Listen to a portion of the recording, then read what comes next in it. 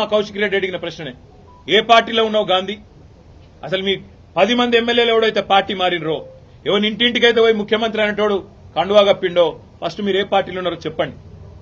మీకు ఇప్పటికే స్పీకర్ దగ్గర పిటిషన్లు ఉన్నాయి 10. స్పీకర్ గారు కూడా తేల్చాలా.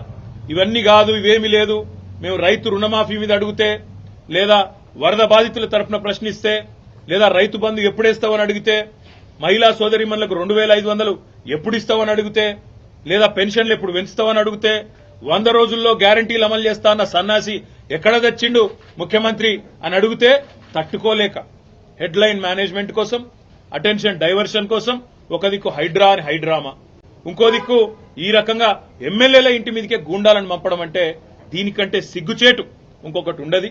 తప్పకుండా నేను రేవంత్ రెడ్డిని అంటా ఉన్నా, చరిత్రలో నీలాంటి పనికిమాలిన ముఖ్యమంత్రులు, నీలాంటి తలమాసిన ముఖ్యమంత్రులు మస్తుగా వచ్చిండ్రు, మస్తుగా పోయినరు. పెద్ద పెద్దోళ్లతోనూ కొట్లాడినాం, చంద్రబాబుతో కొట్లాడినాం, రాజశేఖర రెడ్డితో కొట్లాడినాం, కిరణ్ కుమార్ రెడ్డితోని, రోషయ్య గారితో ఎంతో మందితో తలపడ్డాం. నువ్వు వాళ్ళందరికంటే కూడా చాలా చిన్నోడు, చిట్టినాయుడు, నువ్వు చాలా చిన్నోడవు. నేను మా దగ్గర మా భాషలో చెప్పాలంటే హైదరాబాద్ లో బుల్లబ్బాయి అంటారు నీలాంటి వాళ్ళు.